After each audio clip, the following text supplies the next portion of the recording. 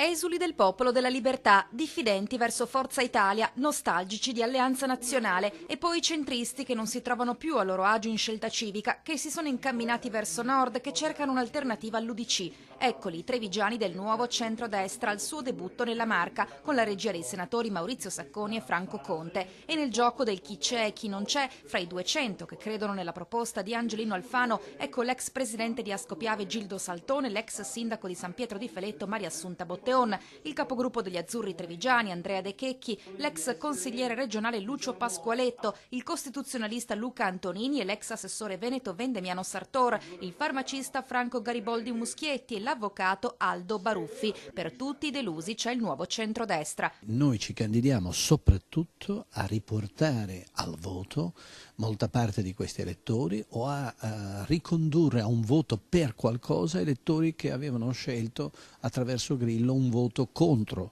il sistema. E la prima partita è già in calendario, 25 maggio 2014, elezioni europee. Noi vogliamo che quello sia un appuntamento determinante per il nostro partito. È un banco di prova, là ci misureremo, là potremo raccogliere i primi frutti. Io credo che il nuovo centrodestra valga allo Stato intorno ai 10 punti. Da questo punto di vista la candidatura di Toni Cancian alle europee potrà essere un vettore di grande capacità di mobilitazione. Mi sembra di essere tornato indietro di tanti anni, perché si comincia da capo, non c'è nulla. Entusiasmo e orgoglio anche rispetto a Roma. Noi vogliamo essere, non dico quasi in franchising, ma sostanzialmente molto autonomi.